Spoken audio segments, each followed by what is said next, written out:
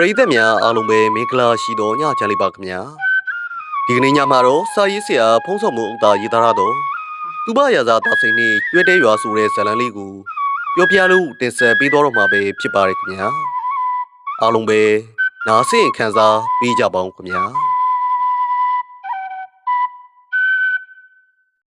ကိုမောင်ဦးကိုမြောက်ဖူးဘက်တော့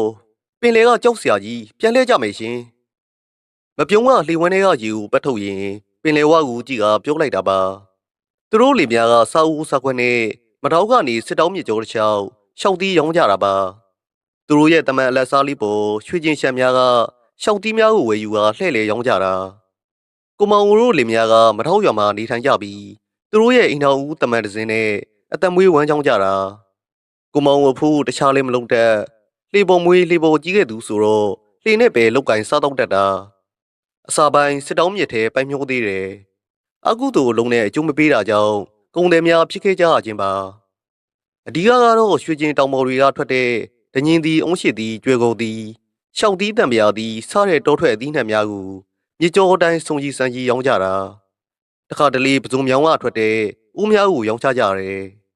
အိမ်သုံးဦးများတွေမကကလေးစော့စရာဥပုပ်ကျိုးရုပ်လိုကစားစရာတွေပါတာပါ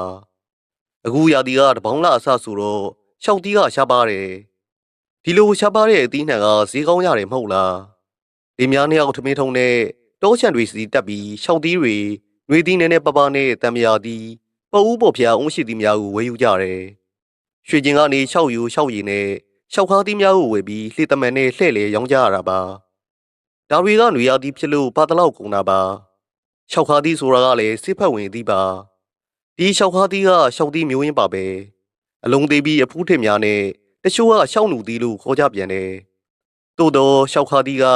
လေဖြန်းလေမီလင်ငန်းယောဂအတွက်အလုံးစစ်ဖက်ဝင်တာပါအခုလေပစုံပြောင်ဦးနဲ့ရှောက်သီးတွေတင်ပြီးစစ်တောင်းမြေကျော်အတိုင်းဆုံးခဲ့ကြတာဒုံစရိတ်ထင်ကုန်းကျောင်းရွာ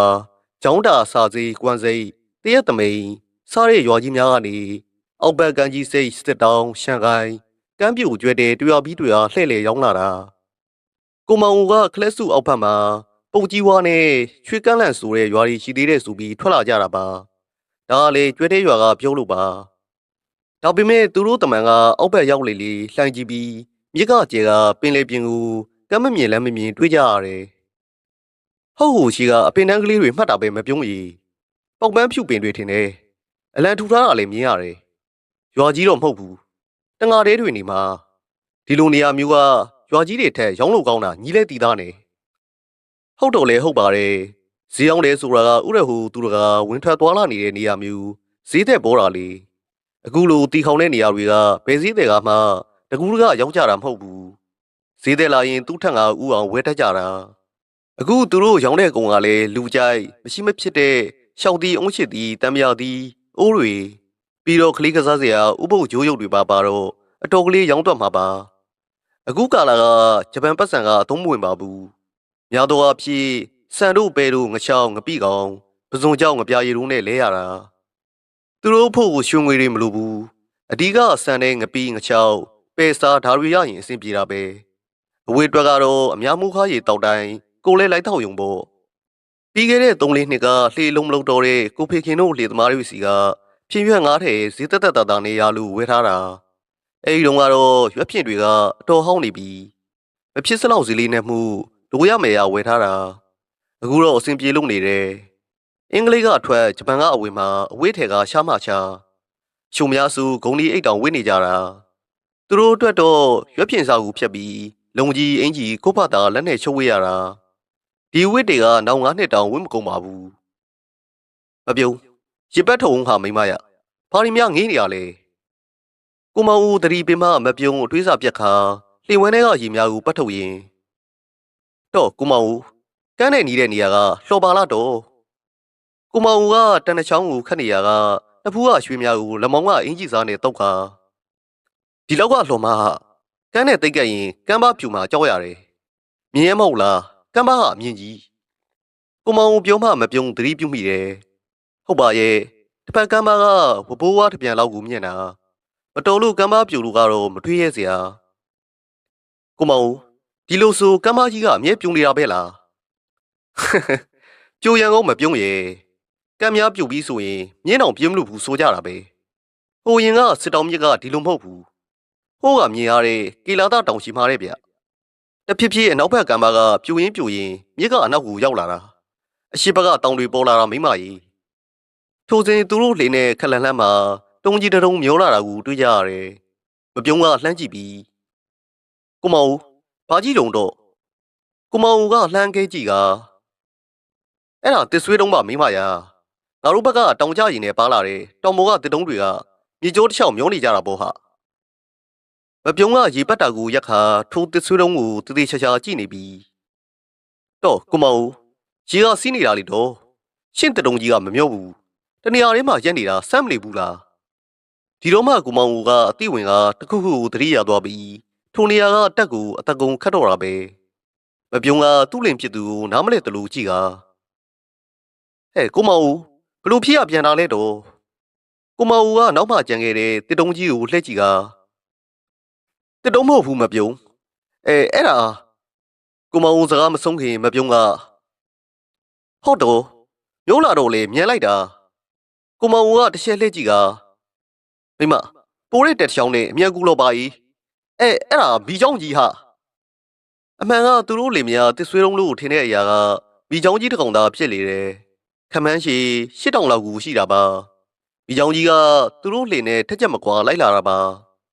ကိုမောင်နဲ့မပြုံးလို့မှကြောက်လန့်ပြီးလေတမန်ကိုအားကုန်လှုပ်ခတ်နေကြတယ်ဘီချောင်းကြီးကသူတို့လေနဲ့ဝါ9ပြန်လောက်အကွာကနေလိုက်နေတာပါလေစီအမီလိုက်လျင်ရောက်ပေမဲ့ခလန်းလန်းကပဲလိုက်နေခြင်းဖြစ်တယ်ဟာကိုမောင်ရဲ့ဟာဆိုတဲ့အတန်ကြောင့်မပြုံးကဘာလဲကိုမောင်ကလေတက်တွေကိုလှုပ်ခါပင်လယ်စီလှမ်းကြည့်ပြီးမိမကြီးဒီတက်လာပြီးဟာလှင်းနေကိုအသေးချကင်ထားကိုမောင်ပြောမှပင်လယ်စီကကြောက်ခမန်းလီလီဒီအော်တန်ကိုကြားကြရတယ်အဆအအရာရာအားလုံးနောက်ကျသွားခဲ့ပြီးရေပြင်ကရေစီးတန်သွားတာကိုသူတို့သတိမထားမိကြအခုလိုပဲပင်လယ်ကဒီတက်လေရှိတာကိုမောင်တို့လေများသိပါတယ်စစ်တောင်းမြေကျော်တစ်ချောင်းစုံကြီးစံကြီးသွားလာနေကြတာမှုဒီတက်တာကယုံနေပြီဒီနေ့မှလေများနှစ်ယောက်လုံးရွှေကန်းလန်းနဲ့ပုံကြီးဝကိုဈေးရောင်းသွားဖို့ပါလာတဲ့ပစ္စည်းတွေရောင်းကုန်ဖို့ဇောကတ်နေကြတာကြောင့်ဒီတက်ချိန်ကိုလုံးဝသတိမထားမိကြခြင်းပါအခုတော့နောက်ကျသွားခဲ့ပြီပင်လယ်ကနေအော်လာတဲ့ဒီတန်ကတုံးတဟီးနဲ့ပါအတော်လန်းလန်းမှာဒီခေါင်ကိုမြင်နေရပြီအိမ်တလုံးလောက်မြင်တဲ့ဒီလှိုင်းကြီးကတေးရိပ်ပြေးလာနေတာပါကိုမောင်ကျမတို့တရားတော့မယ်ကိုမောင်ကဒီကိုတစ်ချက်လှမ်းကြည့်လိုက်ပြီးသူ့မယားကိုပြန်ကြည့်ကလေတကူတွေကိုအသေးချကင်ထားငါဒီကိုခံမယ်ကိုမောင်အဖို့မြက်ထဲမှာဒီနဲ့မကြာခဏကြုံဖူးတယ်လို့ဒီကိုရေမှာမကြာခဏခံဖူးပါတယ်ဒီခံနေဆိုတာကဒီလာရင်ကန်းဆက်မှာနေလို့မရဘူးဒီရဲ့တဘာဝကကန်းဆက်မှာလှိုင်းလုံးကြီးတွေကဝါနှစ်ပြန်လောင်းထိမြင့်ပြီးပြေးရိုက်တတ်တာကြောင့်ကမ်းမရှိသမျှလှေဖြစ်ဖြစ်ဘဲရာဖြစ်ဖြစ်တစားစီဖြစ်ကုန်ကြတာထို့ကြောင့်ဒီတက်ချိန်မှာကန့်ကတ်ထားတဲ့လှေကြီးအသေးမြစ်လေကိုထွက်ပြီးဒီလိုင်းကိုခက်ဆောင်းဆောင်းနေထားနေခံကြရတာဒီရဲ့သဘောတဘာဝကမြစ်လယ်မှာလှိုင်းကြီးပဲပြစ်တာကြောင့်စိတ်အေးပြီးဒီလုံးလှိုင်းကြီးကိုခံကြရတယ်ဒါကူပဲဒီခံတယ်လို့ဒေသခံတွေကဆိုကြတာပါမြင်းနဲ့ဒီကဒုံတွဲနေတာပါလာစန်းစတစ်ခါလာပြည့်တစ်ခါဒီတက်လေးရှိတယ်စစ်တောင်းမြစ်ဆိုတာကမရမအကွေပင်လယ်မှာအဆုံးတက်တဲ့မြစ်ဖြစ်လို့ဒီကစစ်တောင်းမြစ်တစ်ချောင်းတက်ပါတယ်မြစ်ဖြားကိုရောက်ရင်တော့ဒီကအားပြော့တာပါဟိုးလုံးကစစ်တောင်းမြစ်ကန်တစ်ချောင်းဒီလာတာကိုပဲစီးပွားရေးအမြင်နဲ့ဝမ်းသာကြတဲ့တန်ခါများရှိကြပါတယ်သူတို့ကငတလောက်ကောက်သူတွေပါဒီတက်လာတဲ့အခါကမ်းနားတောင်ပေါ်ကနေဒီလိုင်းရဲ့အရှိကအသက်လူကငတလောက်များကောက်ကြရတာပါငတလောက်များကဒီနေ့တူပါလာပြီးတောင်ပေါ်ကိုဒီလိုင်းထဲကနေခုန်ထွက်ကြတာဒါကိုတမ္မာဖြက်လက်စွာငတလောက်ကိုကောက်ပြီးပလိုင်းထဲထည့်လိုက်နောက်ကဒီလိုင်းမအုပ်အောင်ပြေးလိုက်အသက်လူလုံးကြရတာမတော်တဆရှီရှုံလူကတော့ဒီအုပ်တာခံရတာပါပဲအချို့လဲဒီအုပ်လူသေးကြသူတွေရှိတယ်မြည်သူဆိုစီအသက်နဲ့ရင်ပြီးဝမ်းရေးကိုဖြစ်ချင်းကြရတဲ့တန်ဃာသေးတို့ရဲ့ဘဝပါထိုစဉ်ကာလတုန်းကငတလောက်ဆိုတာပေါ်မှာပေါ့စစ်တောင်းကရတဲ့ငတလောက်ကလက်လက်ဆက်ဆက်ကြီးတွေပြီးတော့ငငယ်ကစစ်တောင်းဈေးတဲ့ဝီစီကလက်ဆက်တဲ့ငတလောက်ကင်တွေများစာရေးသူတို့ကလေးဘွားကညှက်နဲ့ကင်ထားတဲ့ငတလောက်ကင်တကောင်မှငါးမှုတမတ်အခုတော့ငတလောက်အကောင်ကြီးတွေများရွှေလိုကိုရှားနေပြီစက်မီလို့ပြောပါအောင်မယ်ငငယ်ကများဆိုငါးဟင်းဆိုငရက်ငပတ်ကတတိငတလောက် ငဖမ်းမချက်စားတာပစုံထုတ်စုခလေးလက်ကောက်ဝိခန့်ပစုံထုတ်ကြီးတွေများအင်းချက်စားကောင်းမှန်းပေမသိပါဘူးကောက်ယုံမီနဲ့ဖုံးစားခဲ့တာခုတော့ထိုရများကအိမ်မက်လိုပဲပြေးလာနေတဲ့ဒီလှိုင်းကြီးကလှိုင်းကြီးဆိုပေမဲ့အင်ကြီးတစ်လုံးလောက်ရှိလေရာကိုမောင်တို့တမန်လေးမှာတောင်ထိပ်ကိုရောက်တယ်လို့ဒီကောင်းပေါ်ကိုထောင်မက်ပြီးတက်သွားတယ်မပြုံးရဲ့ငယ်တံပေါင်အော်လိုက်တဲ့အတန်ကြောင့်ကိုမောင်ဦးတက်နဲ့ထိန်းနေတာကိုသတိလွတ်ပြီးမိမဖြစ်သူကိုကြည့်လိုက်တယ်ဒီရှိန်လှတမန်ကဒီလှိုင်းထိပ်ကနေအောက်ကိုထိုးဆင်းသွားပြီးမပြုံးကဒီကောင်းပေါ်ကိုလှေကြီးထောင်တက်သွားကြတဲ့ကလွင့်စင်ကြကြံခဲ့တာကိုမောင်ဦးမိမကိုဘယ်နေရာရောက်သွားတယ်လဲလှမ်းကြည့်ပြီးမပြုံးရေမပြုံးထိုစဉ်လှေကြီးကိုအလုံးပြင်းထန်တဲ့လှိုင်းရောင်းဖြူကြီးကပြေးဦးလိုက်တာမှကိုမောင်ဦးရဲ့လှေကြီးရေအောက်ကိုရောက်သွားပြီဖြစ်တယ်ကိုမောင်ဦးကတခြားလှေကြီးကတခြားပါဒီရဲ့တဘာဝကရှေ့ဆုံးကတက်လာတဲ့ဒီကောင်းကလှိုင်းကြီးဖြစ်တော်လေဒီရဲ့နောက်ကလှိုင်းကောင်းဖြူများတလုံးပြီးတလုံးပါလာတတ်တာပါလှိုင်းကောင်းဖြူဆိုတာကအဝေးကကြည့်လျင်လှိုင်းကရေပန်းတွေဖြာပြီးဖွေကနေထွေကနေနဲ့မြင်ရတဲ့လှိုင်းကြီးတွေပါကိုမောင်ဦးတွေ့ရကန်ရမဲလှိုင်းရောက်ကိုရောက်သွားပြီးချက်ချင်းရေပေါ်ပြန်တက်လာတယ်ထိုအချိန်လှိုင်းကောင်းဖြူတလုံးကအုပ်လိုက်ရာလှိုင်းနဲ့အတူလူကထွေကနေနင်းမြုပ်သွားပြန်တယ်မပြုံးကတော့ပထမဒီကောင်းတဲ့ဆုံကလေးကလှေပေါ်ကနေလွတ်စင်ထွက်သွားတာအလုံးနှစ်ချိုင်းတဲ့ရေအောက်ကိုရောက်သွားတဲ့အချိန်သူမကိုနဲ့တစုံတရာတိုက်မိတာကိုနောက်ဆုံးတီးလိုက်ရပြီးအမှောင်တိကျသွားတာပါကိုမောင်ကတော့ဇနကမင်းသားထုံနှလုံးမှုကရေပြင်းထက်ပြန်ပေါ်လာရာရှိသမျှအားနဲ့ကူးခတ်လို့နေတယ်ဒါပေမဲ့နောက်ထပ်လှိုင်းလုံးတစ်လုံးပြီးတော့နောက်ထပ်လှိုင်းလုံးကြီးများကဖုံးလေရာလူကရေမိုးလာသလိုရေလဲငတ်လာတယ်ကြွက်ကတက်လာပြန်ရာအတော့ကိုမဟန်နိုင်တော့ပါဘူး။လက်ကြီးကြိုတဲ့နေ့ကျွဲတဲရွာပြင်ကတောင်ထဲမှာမန်းတက်ကြီးထိုးပြီးရာစပတ်ကငပျော်ဆိုင်သေးဖြူခင်လို့ရင်ငပိုင်းဥရှင်ကြီးပတာပွဲပြုလုပ်နေကြတယ်။မျိုးတိုင်းများကိုငါးပင်၆ခန်းမန်းတက်ကြီးထိုးကမန်းတက်ရဲ့တောင်ဘက်ထိပ်မှာအုံငပျော်ပွဲများပြင်ဆင်ထားကြပါတယ်။မန်းတက်ရဲ့မြောက်ဘက်မှာတော့ဆိုင်းကြီးစင်ကြီးကဟီးလို့ရဲ့ကြိုက်ထုံမျိုးကနိုင်ငံကျော်စိန်လခိုင်မင်္ဂလာဆိုင်ဖွဲကနေရာယူထားတယ်။မန်းတက်ကြီးရဲ့အရှိတ်မှာတော့ဥရှင်ကြီးနဂုံကြီးရှိလေတယ်။နဂုံရှိမှာတော့ဝါတလုံး40တိုင်ကိုအုံလက်တပြစ်ခတ်ရာသီပန်းများနဲ့ပြင်ဆင်ထားကြတယ်။မန်းတက်အတွင်ပိုင်းအုံပြောပွဲ100လောက်ကိုအစဉ်30နဲ့ပြင်ထားပြီးထိုအုံပြောပွဲများရဲ့အရှိတ်ထိပ်မှာလူတရဲလောက်မြင်တဲ့ရင်ငမိုင်ဥရှင်ကြီးရုပ်ထုကစောင်းပိုက်ပြီးမတ်တက်ရက်လျက်ရင်ငမိုင်ဥရှင်ကြီးရုပ်ထုနောက်မှာ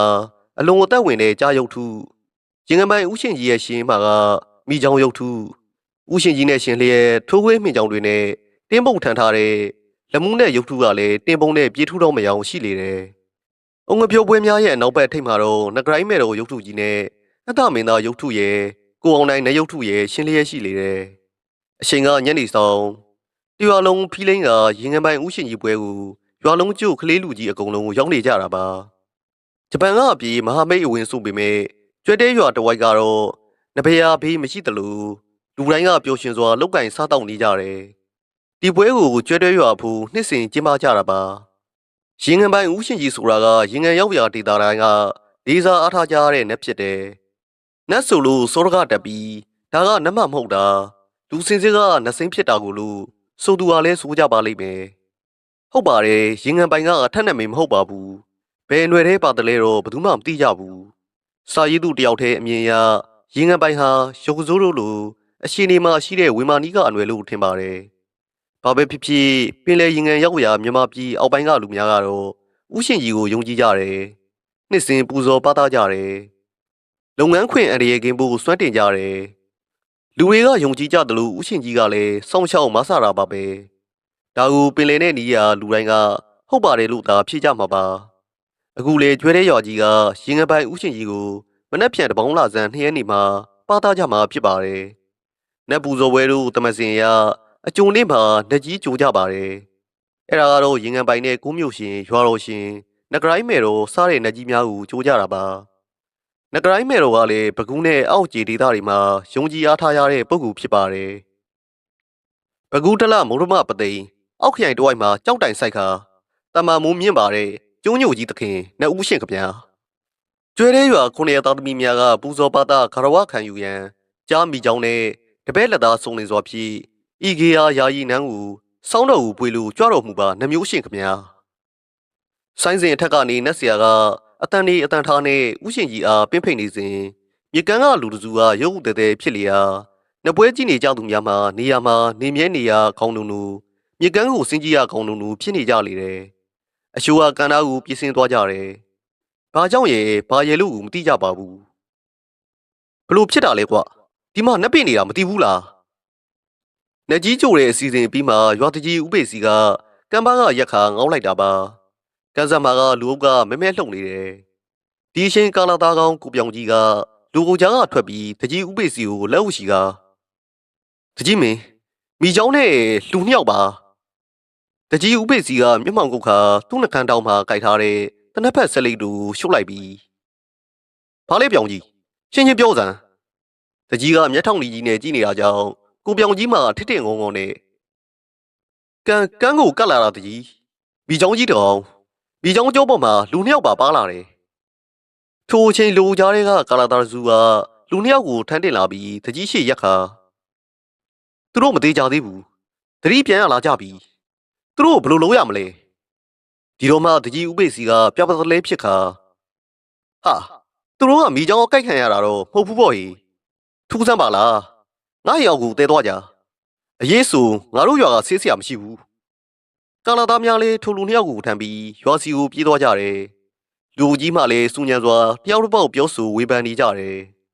အဖြစ်မှန်ကမတ်ထက်ထဲမှာနှကြီးများကျုံနေချိန်စစ်တောင်းမြစ်ကမ်းကိုမိချောင်းကြီးတစ်ကောင်တက်လာတာပါဒါကိုမြင်သူကမြင်ကြတယ်မိချောင်းကြီးရဲ့ကြောပေါ်မှာလူနှစ်ယောက်ပါလာကြတယ်သူတို့ကတတိလေးမေမျောနေကြတာပါရွာသားတွေပြင်းစင်သွားတော့မိချောင်းကြီးကတောင်ပေါ်ကနေရေထဲကိုပြန်ဆင်းသွားပြီးဖြစ်တယ်တောင်ပေါ်မှာတတိလစ်နေတဲ့လင်များနှစ်ယောက်ကိုတွေ့ကြရတယ်ထိုလင်များကအရှားသူမဟုတ်ဒီရိုက်ပြီးမြေဝမှာတမန်လေးမှောက်သွားတဲ့ကိုမောင်ဦးနဲ့မပြုံးတို့လင်များသာဖြစ်လေတယ်သူတို့လင်များကဒီနဲ့ဆုံပြီးတကွဲတပြားစီရေထဲကျသွားကြတာအခုလင်များနှစ်ယောက်လုံးမသိမပြောက်မိချောင်းကျုပ်ပေါ်ပါလာကြပြီးမိချောင်းကကျွဲတဲ့ရွာတောင်ပေါ်လာချသွားတာစမ်းတော့စမ်းပါတယ်လူကမိချောင်းရဲ့စာမဟုတ်လားကိုမောင်တို့လင်များကတစ်ဆွေးတုံးလို့ထင်ခဲ့တဲ့မိချောင်းကြီးကသူတို့ကိုကဲခဲ့တာပါတောက်ဆုံမိချောင်းကြီးကကိုမောင်တို့လင်များနဲ့တွေ့ပြီးအန်ဒီရဲ့ဖြစ်မှာဦးကျူတီလို့နောက်ကနေလိုက်လာခြင်းပေါ့ထို့ဆိုလျင်ထိုမိချောင်းဟာမိချောင်းသူတော်ကောင်းသာဖြစ်ပေလိမ့်မယ်မပူပါနဲ့တကြီးကျုပ်ကူးတာပေးပါမယ်တကြီးရဲ့အိမ်ရောက်မှာမိချောင်းကယ်လာတဲ့လင်များကိုတက်တလောက်ပြုစုနေကြချိန်တကြီးကရွာကဆေးဆရာဟာတလောက်ကိုရပ်ပေါင်းအစိတ်ကခရီးထွက်နေလို့ရွာသားတွေအတွက်အားကိုးလို့မရကြောင်းပြောနေချိန်လူကြားတွေကလူငယ်တဦးထွက်လာပြီးပြောလိုက်ခြင်းပါဟေးမောင်ကဆေးဆရာလားတို့နဲ့မှာမောင်ကိုမမြင်ဘူးပါဘူးတကြီးဥပေစီကထိုလူငယ်ကိုအံဩတကြီးကြည့်ပြီးမေးလိုက်တာပါလူငယ်ကရေမုံစွာပြုံးပြပြီးကျုပ်ကဘကူကမာနဲ့ဇာတိပါတောင်ကြီးကိုလာရင်တကြီးတို့ရွာကိုဝင်လာတာပါဒီခါတကြီးကပြပြတလဲဖြစ်ခါထိုင်ပါဆရာလေးထိုင်ပါကျုပ်ကြားပါရဲ့တောင်ကြီးရွာကိုဆေးဆရာလေးတယောက်ရောက်နေတယ်ဆေးဆွမ်းကလည်းအမတန်ထက်တယ်လို့ကြားပါကျုပ်တောင်ဒီကဦးချင်းကြီးပွဲပြီးရင်ရွာကိုပင့်မလို့ထိုလူငယ်ကဘာမှမပြောတဟင်းညင်းညူနေတဲ့လင်များကိုနှစ်ဖူးနဲ့လက်ကောက်ဝစ်ကိုစမ်းကာသူတို့အဟာရပြတ်နေတယ်အဖျားလဲဝင်နေတယ်ဗျရင်နွေးနဲ့စားစရာလေးကူညီပါသည်ထိုအခါတကြီးအိမ်ပေါ်ကိုမိမတယောက်ပြည့်တက်သွားပြီးခဏနေတော့ရင်နွေးချမ်းခွက်နဲ့ထမင်းပုပကံယူလာပြီးလူမမာနာချပေးတယ်ဆေးဆရာလူငယ်ကပစုံထုတ်ဟင်းနဲ့ထမင်းပကံကိုလူမမာနာကိုတိုးပေးကအစာလေးဝင်အောင်နည်းနည်းတော့စားလိုက်ပါကျွန်တော်စီးတိုက်ပါမယ်တုံနေကြတက်တာသွားမှာပါကိုမောင်တို့လင်များလဲလွန်စွာစားလောင်နေပြီးဖြစ်ရာရှေတုံလက်တုံနဲ့ထမင်းကိုစားလိုက်ကြတယ်သူတို့စားတော့ပြီးတော့ဆေးဆရာကသူ့လွယ်ထဲကဆေးကြည်တော်ကိုထုတ်ခါဆေးတစ်ခွက်စီတိုက်လိုက်လေတယ်ဆေးဆရာလေးကအချမဟုတ်အောင်တင်ဖြစ်တယ်ဆိုတာကအထူးပြောဖို့မလိုတော့ပါဘူးရေကန်တင့်ကြားတင့်ပါဗျာရောင်းတကိုက်ဖြစ်ကျုပ်ရမှာတပတ်တန်သည်10ရက်တန်သည်နေပေးပါဆရာလေးရေကိုမောင်တို့လင်များလဲထူထူထောင်ထောင်ဖြစ်လာကြရာတကြီးကအောင်တင်တို့ကိုတကြီးအိမ်ပေါ်ခေါ်တင်ကအဲ့ခံနေခြင်းဖြစ်တယ်ထိုအချိန်ရွာသားတယောက်ကတကြီးအိမ်ဝိုင်းနဲ့ဝင်လာပြီးတကြီးမင်းကမ်းနားမှာတမန်တစင်မှောက်လျက်ကြီးလာတင်နေတယ်ဒီကမိတ်ဆွေလင်များရဲ့တမန်ထင်တယ်ထိုအခါအင်ယောက်ကကိုမောင်တို့လင်များမှလည်းသူတို့လှေကြီးဒီရွာကန်းကိုပဲလက်ကတ်တာတီးရတော့ဝမ်းသာလျက်ရှိကြတယ်တဲလေကုတူထူးတဲ့လင်များပေပဲဆရာလေးမသိမပြောက်မိချောင်းကကဲတင်နာခံကြပြီ အခုလှေပါဒီမှာကမ်းလာကတ်တယ်ဆိုတော့အံ့ဩလောက်ပါဗျာအောင်တင်ကအချမ်းရည်ပူပူတဖူဖူမှုတ်တော့ရင်ဒီဒေသားကရင်ငံပိုင်ကိုတက်ဝင်ကြတယ်လို့ရင်ငံပိုင်ကလည်းစောင်းချောက်တာကိုတကြီးရဲ့ဒီခါတကြီးဥပိ္ပစီကဖြူနေတဲ့မျက်ခုံးပွေးတွေထောင်ထဲအထိအောင်ထင်းကိုကြည့်ကဟုတ်ပေမဲ့ကျုပ်မစဉ်းစားမိဘူးရင်ငံပိုင်ဥရှင်ကြီးနဲ့နတ်မိကြောင်ပေါ်ရင်ငံပိုင်ဥရှင်ကြီးကိုယုံကြည်ကြပါရဲ့ဗျာအောင်နေတို့ဆရာပဲတောင်ကြီးတုံးတန်ကနေထွက်လာကြပြီးတောင်ကြီးနဲ့ကျွဲတဲ့ကြကကုတ်ကုတ်ပင်ကြီးအောင်မှာတနေ့လုံးအိပ်ပြီးညနေဆောင်မှကျွဲတဲ့ကိုဝင်ခဲ့ကြတာပါဒါကလည်းတမင်အခါဟုကြုံဖူးအောင်တင်ကစောင့်နေတာပါမနက်ခင်းနေလေခင်ကသူတို့ဖူးအခါမသိတာကိုအောင်တင်ကသိရှိပါတယ်ဒါကြောင့်ညနေဆောင်မှရွာကိုဝင်ကြတာဖြစ်လေတယ်တကြီးဥပိ္ပစီကစစ်ပြစ်လိုက်ကိုခဲရင်အောင်တင်ကိုကြည့်ကအခုညတော့ခဏလောက်နတ်ပါတာပွဲကိုဆရာလေးလိုက်ကြည့်ပါဦးကြုံဖူးတယ်ရှိအောင်နေကခေါင်းညင်ကလိုက်မှာပေါ့တကြီးရင်ငံပိုင်ကတကြီးတို့ရွာပါတာပွဲကိုညနေကလေးကရောင်းနေနေတာပဲအောင်ထင်းရဲ့စကားကြောင့်ရီးစားပူမိပြီးငေးမိုက်နေတဲ့ညိုထွေးပင်လှုပ်လှုပ်ရှားရှားဖြစ်လာတယ်တကြီးကအားရဝမ်းသာအမူအရာနဲ့အလိုလေးတကယ်ပဲလားဆရာလေးရဲ့ဥရှင်ကြီးကကျုပ်တို့မန်းတက်မှာပေါ့မန်းတက်ထဲမနေပါဘူးသူကမြက်ထဲမှာပဲရှိတယ်ဗျမိုးလင်းလို့သူ့ကိုစွမ်းတင်ပါတာပြီးတာနဲ့ပြန်မှာပါတကြီးဥပိ္ပစီကမန်းတက်ရှိရဘက်လက်ဝှရှိပြီးကျေးဇူးတော်ကြီးလှပါတယ်ဖေရှင်ကြီးမိုင်းမတော်မူပါသားတော်ကြီးကိုလည်းတကြီးရထူတီးမြဲပြီးဘေးကင်းအောင်ဆောင်းချောက်ပါရှင်ကြီးအောင်နေနဲ့ညိုထွေးကတကြီးကိုကြည့်ကပြုံးလိုက်ကြလေတယ်တကြီးများတောင်းတဲ့စုက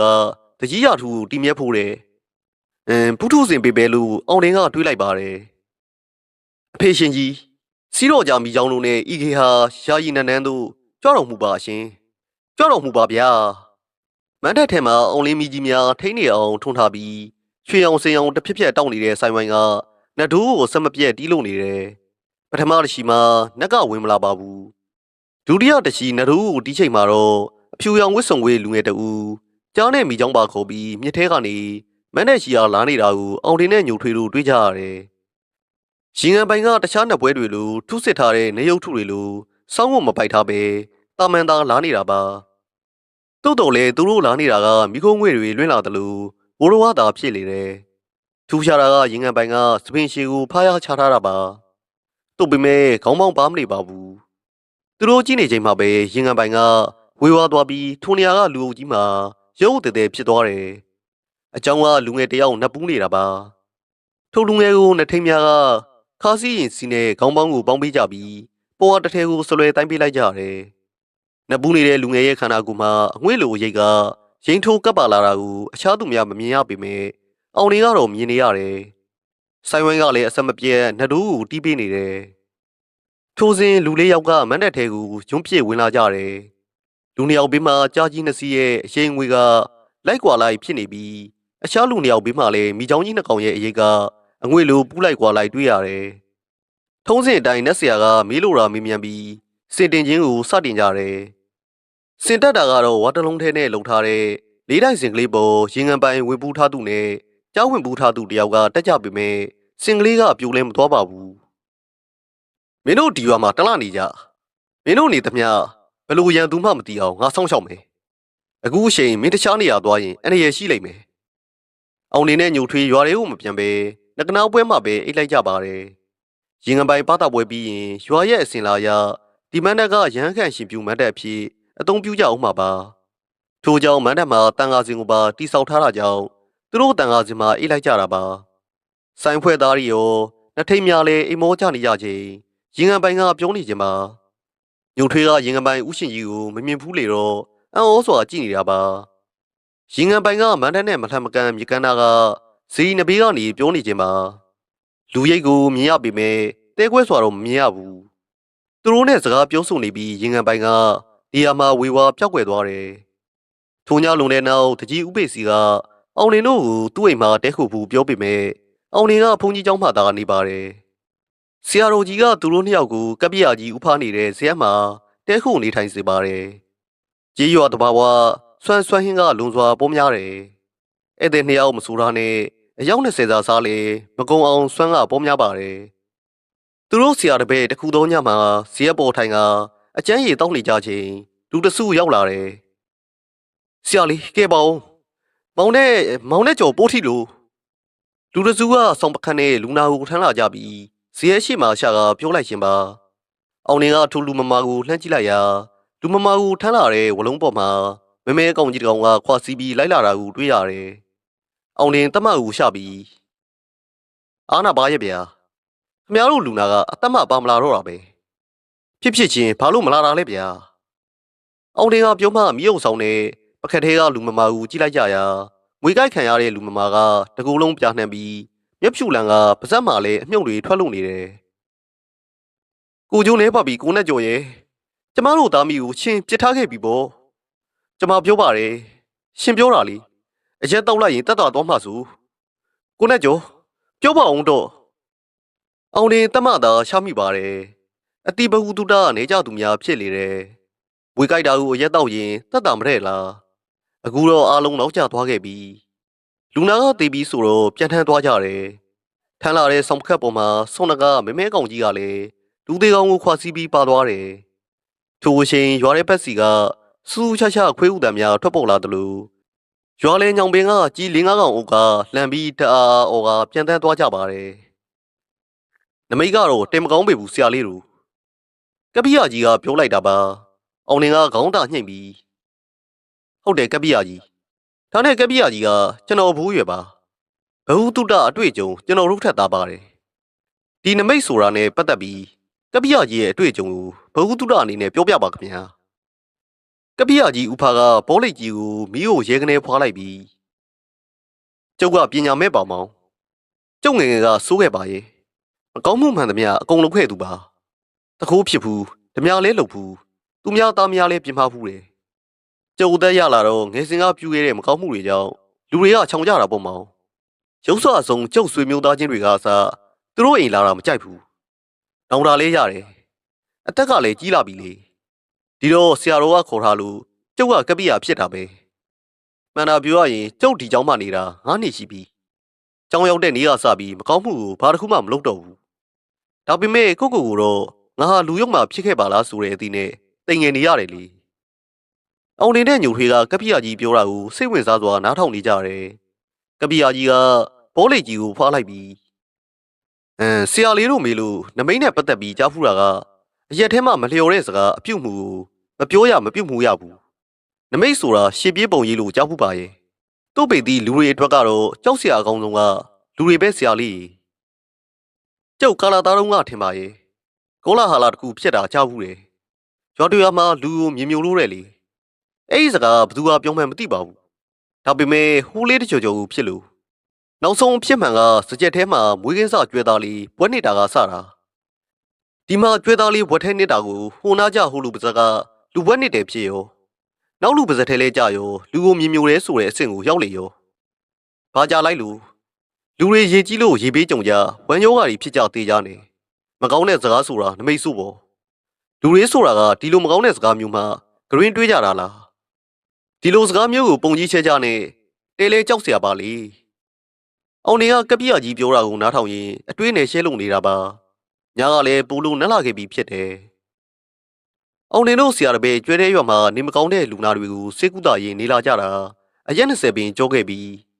ရွာလုံးကလည်းခင်မင်လေးစားတာကြောင့်သူတို့နှစ်ယောက်မှာရွာသားတွေလူဖြစ်လာကြတယ်ညိုထွေးကလည်းရီးစားပူကနေအေးခဲ့ပေမဲ့အောင်နေကတော့တပြူရွာမှာကိုဝင်နဲ့ကြံခဲ့တဲ့ဇနီးမနှင်းရီကိုသတိရနေတာပါလူလေးနောက်3ရက်နေရင်ပြန်တော့အဘရင်ငံပိုင်နဲ့တွေ့ပြီးပြီဒီကနေတပြူကိုချက်ချင်းပြန်ပါအောင်မရမြုံနေချပြီးတိုက်ကလည်းသူ့ကိုနှောက်ချက်ချင်းနေတယ်အဘပြီးခဲ့တဲ့ရက်ကမနှင်းရီကိုတိုက်ကျိုးဖြတ်ခဲ့ရတယ်လူလေးအောင်နေတယောက်တည်းအိတ်မပြောတာကြောင့်ဇီးရဲရှင်းမှာလမ်းလျှောက်နေချိန်သူ့ဘရာသားတာစင်ကကျောင်းရှံဝင်နဲ့ဝင်လာပြီးပြောလိုက်တာပါဟင်အဖေလိုက်လာတယ်နော်ကျွန်တော်လည်းပြန်ကြည့်နေတာပါဒါနဲ့အဖေတို့ရောခကြီးအဆင်ပြေလားသူ့ဘရာသားကြီးကခေါင်းငိန်က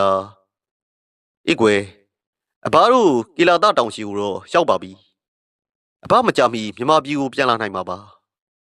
ဒီအချိန်လူ3ယောက်ဖုန်ကြီးကြောင်တဲ့မြုပ်ဆောင်ကိုကင်ကဝင်လာကြတာကိုတွေ့ရတယ်သူ့ဘရာသားကြီးကထူလူစုကိုကြည့်ပြီးကဲအဘပြန်မယ်သူတို့နဲ့လိုက်ရင်သတိတော်ထားလူလေးလမ်းမှာပရာလောကသားတွေနဲ့ကြုံရလိမ့်မယ် သူမရစာကြီးကဒီလိုပြောပြီးကျောင်းချံဝါကိုထွက်သွားတယ်မိအောင်ဆောင်တဲ့လူများကသူမရစာကြီးကိုမမြင်ကြပါဘူးအတော်ပဲဆရာလေးအိပ်ပြီးထင်းနေတာကျွန်တော်တို့ကကမ်းပြို့ရွာနာကတဲဆူကပါဆရာလေးကျွန်တော်သမီးလေးဝမ်းတွေချုံးနေလို့ကဲပါဆရာလေးရေအောင်တွေကတမတ်ဦးရှာကကောင်းကင်ကိုမောကြည့်လိုက်တယ်တကောင်ကြုံပြီးဖြစ်တယ်နေပေါ့ခမရတို့တဲဆူကအတော်လှန့်သလားတိတ်မဝေးပါဘူးဆရာလေးထမင်းကိုတလုံးချက်စုရောက်ပါတယ်အောင်တွေကဘာမှမပြောဇရက်ပေါ်တစ်ခါသူ့လွယ်ကူဖြုတ်လွယ်လိုက်ပြီးဆရာကျွန်တော်ပါလိုက်မယ်ဘယ်ရှိန်နိုးနေတယ်မသိညိုထွေးကအိယာကလူလဲထပြီးပြောလိုက်တာပါသူတို့ဆရာတပည့်ကမ်းပြုတ်စုကလူတွေနဲ့လိုက်ခဲ့ကြရာရွာထဲကခွေးများကတစီနဲ့ပါလူစုကရွာကားထွက်ပြီးရှောင်းရုပ်ကလေးတစ်ခုနာအရောက်မှရက်သွားကြတယ်သွားကြလိဗျာဘာလို့တော့အောင်နေကပြောလိုက်ရာတယောက်ကတနေရာကိုလက်ညှိုးထိုးပြပြီးအလာတုံးကတရေလျှောက်လို့ဆရာကဲလာကျုံရှိကသွားမယ်အောင်နေကဒီလိုပြောပြီးရှေ့ကနေရှောင်းရုပ်ကလေးတွေဆင်းလိုက်တယ်ရှောင်းရုပ်ထဲမှာရေဆက်ဆက်သားရှိပြီးရှုံးဘွက်တွေနဲ့ပါထိုအချိန်ခလန်းလန်းမှာမဲမဲအရာကကုန်းကွာကွာနဲ့ရေဆက်ဆက်ကကနန်းလုံးများကိုဖမ်းကတကြွကြွဝါးစားနေတာပါအသေးချာကြည့်လိုက်တော့လူနေတော့တော်စင်ပါတယ်သူကကြောင်းကိုမြောင်အောင်ကြိုက်ထားတာပါဘသူလဲဗျအောင်နေကမေးလိုက်ရာထူကောင်ကြီးကဘာမှမပြောဘဲမတက်ရက်လိုက်တယ်အရက်က6ပေကျော်မြင့်ပါတယ်ထော်ထော်ကြီးဖြစ်တယ်ဆရာမမေ့နဲ့အဲ့တော့တရေဗျတဲဆူကလူတွေမှာဒီလိုပြောပြီးတစ်ဖက်ကန်းကိုတပြေကုန်ကြပါတယ်မမဲကောင်ကြီးကဘွက်များကိုတဆွတ်ဆွတ်နေကအောင်နေရှိရာကိုလာနေပါတယ်ညိုထွေးကအောင်တဲ့လက်ကိုဆွဲလိုက်ပြီးတတိထဆရာညိုထွေးမင်းအပေါ်တက်မင်းရှိနေငါအတွက်ခတ်မယ်ညိုထွေးကလိုက်တိစွာကမ်းပေါ်တက်လိုက်တယ်တဲဆူကလူတွေကလည်းအောင်တဲ့ကိုအမြန်တက်လာဖူးအခေါ်နေကြတယ်လူမမာကလည်းရှိနေရကြောင်းအောင်တင်ကဒီမကောင်းဆိုးရွားနဲ့အချိန်မဖြုံးလို့ပါဘူးမကောင်းဆိုးရွားကြီးကအောင်လေးရှိမှရက်ခါလက်ပန်းပေါက်တဖြောင်ဖြောင်ခတ်နေရအောင်တင်ကလွယ်ထဲကထဝဲကျင်လုံးလေးကိုအသာဆွဲထုတ်လိုက်ပြီးမင်းကငါနဲ့နဘန်းတက်ရှင်တာလားဒီခါမကောင်းဆိုးရွားကြီးကခေါင်းငိမ့်ပြီးရှေ့ကိုတိုးလာတယ်မင်းလို့အားရရမဟုတ်ဘူးနဘန်းတက်ရှင်ရင်ငါပြန်လာမှတက်အခုရှေ့ကဖဲစမ်းမကောင်းဆိုးရွားကြီးကရှေ့ကမဖဲပဲလက်ပန်းပေါက်တာတဖြောင်ဖြောင်ခတ်လုံနေတယ်အောင်နေကကြိမ်လုံးကိုဖွေရန်ကမကောင်းဆိုးရွားကြီးကိုတန်းရိုက်ချလိုက်တယ်မကောင်းဆိုးရွားကောင်မှနေရာမှာတင်ဖားကြီးဖြစ်သွားပြီးမြေပေါ်မှာငုတ်တုတ်ထိုင်ကကြောင်ဝန်းတလူအုံလုံးနေတယ်မင်းကဒုက္ခပေးခြင်းဘူးတွားတော့နောက်လူတွေကိုထွက်ပြီးအခုလိုနှပန်းလုံးရင်ငါနဲ့တွေ့ပဲထိုအခါအေးရမဖားကြီးမှလှုပ်လို့ရသွားပြီးတပုံပုံနဲ့ခုံကခလန်းလန်းအရောက်မှပျောက်ကွယ်သွားလေတယ်တော်ပါသေးရဲ့ဆရာလေးရဲ့ဆရာကျိန်လုံးအစွမ်းကတော့အံ့ဩစရာပဲတဲဆူကလူတွေပြောတာကဒီရိုးချောင်းကအခုလိုပဲနပန်းထွက်လုံးတက်ကြောင်းသူတို့လာမှလည်း3ယောက်လုံးတစ်လှည့်စီနပန်းတက်ခဲ့ရကြောင်းပြောပြကြတယ်30ဘုံမှာကျင်လေကြတဲ့သတ္တဝါတွေဟာဘုံဘွားပြောင်းကြပြီမဲ့ဝါဒနာကမပြောင်းလဲကြတဲ့အဖြစ်ကိုအောင်နေအားတွေးကတန်ဝေကဖြစ်မိပါတယ်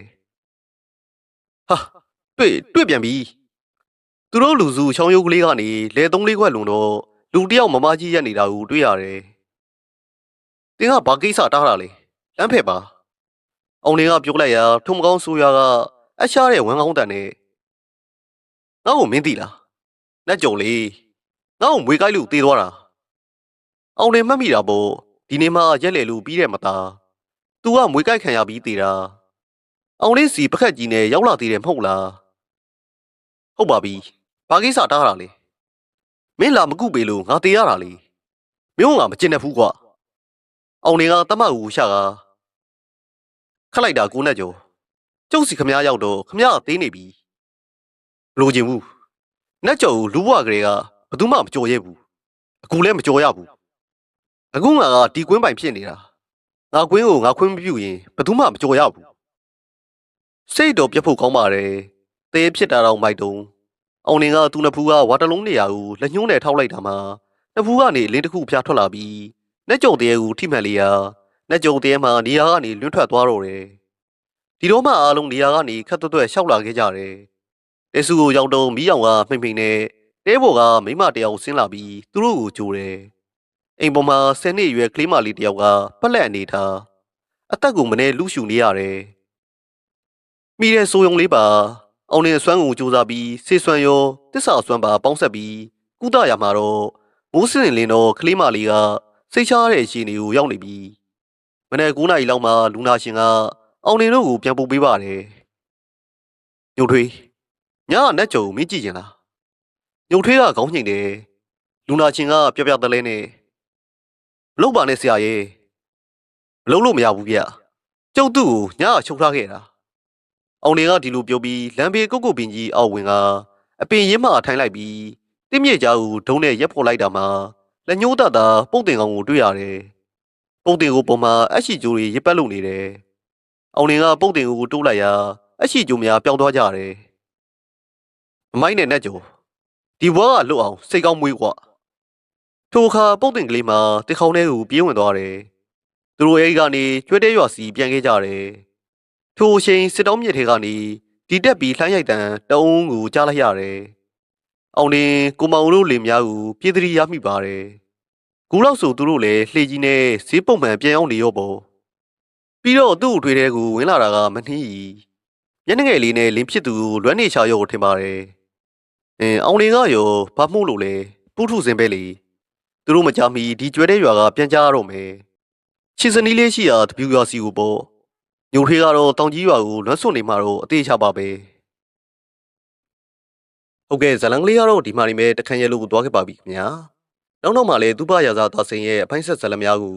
ပြောပြတင်ဆက်ပေးသွားမှာပဲဖြစ်ပါတယ်ခင်ဗျာကျွန်တော်ကတော့ပြောပြတင်ဆက်သူခေဖုံးကပဲဖြစ်ပါတယ်အားလုံးပဲစိတ်ချမ်းသာခြင်းကိုယ်ကြီးကျန်းမာခြင်းနှစ်ဖြားသောဒုက္ခတို့နှင့်ပြည့်စုံနိုင်ကြပါစေခင်ဗျာ